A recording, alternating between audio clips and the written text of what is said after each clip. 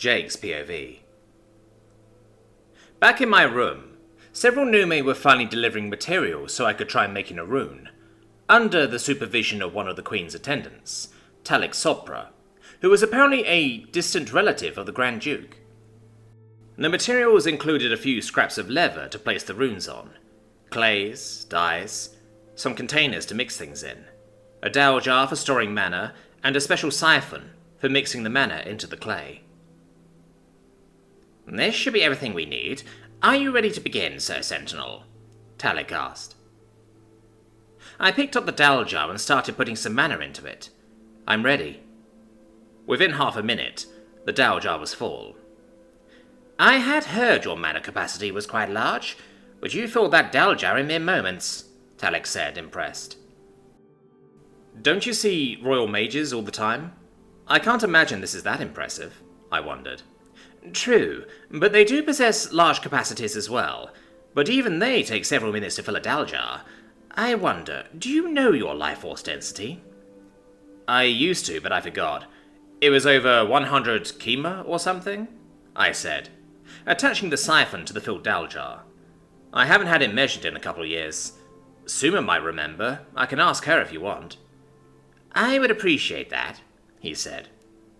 I contacted Suma over our private connection, and she remembered. She said it was 500 kelma and around 60 dalma, and my mana reservoir was over 900, but she couldn't remember exactly.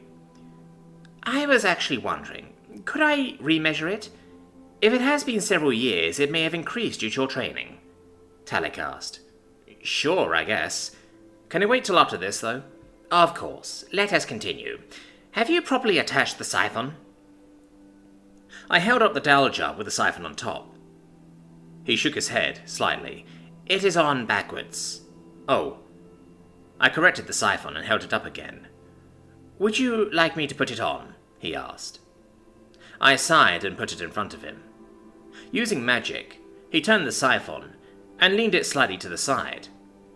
I heard a clicking noise, and he gently set the dowel jar back down. "Have you ever made runes before?" he asked hesitantly. "No, but I've seen it done. A Nume named Selakar showed me, and I also have memories of Zachariah doing it." "All right, then please show me what you know," Talik said, flapping his wings a few times and flying to a perch above where I was working. Well, runes are effectively writing, I think, so I was just going to mix some dyes up and write." I stopped and realized a problem. "Oh yeah, nothing to write with." "You cannot simply write a rune onto leather. The ink will not stay in place. You must embed the inks and dyes into the hide," Talik said. "Oh yeah," I thought. "Writing on parchment and paper are super different. You have to basically tattoo the ink into place on leather." "Here is a tool you can use," Talik said, "and use magic to levitate a small scalpel-like thing to me." "Thanks." "Start by mixing mana from the dowel jar into the ink and dyes." "Okay. How do I do that?" "Place the material of your choice into the siphon, then seal it. It will immediately begin the mana infusion," he said. I picked up the bowl of ink and poured some into the siphon, then closed the metal lid. Immediately, an ear-piercing, super high-frequency sound started screaming from the siphon. "Ah, frick!" I yelled, and covered my ears, but it didn't help much. "What is wrong?" Talik asked, surprised. "You could have mentioned the noise," I yelled, trying to be louder than the siphon. "What noise?" he asked, confused. "You can't hear that?" "I hear nothing." Suddenly, the siphon stopped and glowed a faint red. "Ah, it is finished." "Thank goodness," I said, opening the lid and pouring the ink into a bowl. Talik spent a few minutes explaining how to use the scalpel thing, and then I got started. The word I chose was cold. It seemed simple, and I didn't want to accidentally burn anything down. Once I was finished, Talik looked it over.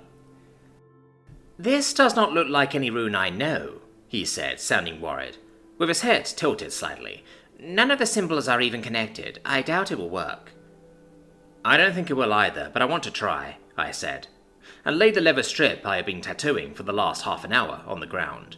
"What is this rune's intended function?" It is just a test to see if this works, but hopefully it will become cold. Touching the letters, I tried to activate them, but nothing happened. Didn't think so, I muttered. You will need to connect the symbols, otherwise the mana cannot flow properly, Talik said, and I got back to work. Another 10 minutes later, all the letters were connected, like cursive.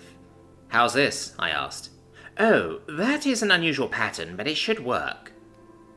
Once again, I touched the letters, and tried to activate them. This time, it worked. Sort of. Hot! I yelped, and jerked my hand away.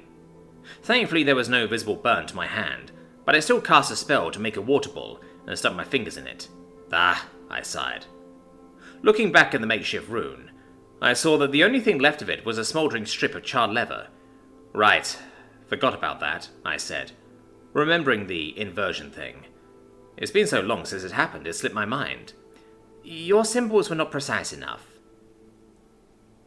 After an hour of preparing materials and tattooing another piece of leather, this time with more specific instructions, I was ready to try again. And will this room become a very hot form of cold as well? Talik asked, chuckling. Hopefully not. This one is more specific. It says, make this leather strip freeze solid, I told him, and placed it on the floor.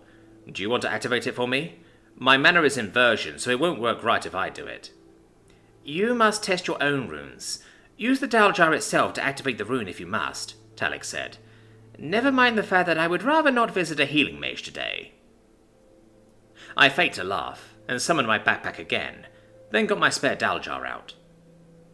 Once it was filled up, I touched the tip of it to the rune, and it activated. Thankfully, mana is stripped of its natural properties once it enters a Dal jar, so it worked as expected. I touched the leather strip carefully, then jerked my hand back suddenly when I felt something. It's cold, I said, excitedly. Picking it up, I realized it was as hard as a rock. It worked, I said, and tapped the frozen strip against the stone wall, with several loud clinking sounds. An excellent second attempt.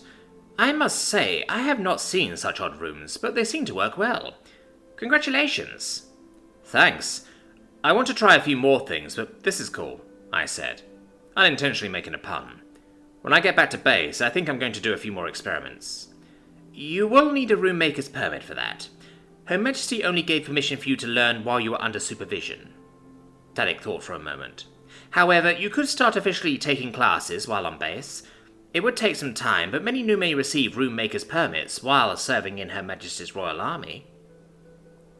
I nodded my head. I'll think about it, but I'm done for right now. Besides, I need to go home soon anyway. Suma has been waiting for hours. I see. Do you still have time for me to test your life force density? Talik asked. Yeah, sure. And I want to say goodbye to Queen Ompera as well. Alright then. Please follow me, Talik said. With that, we left my room.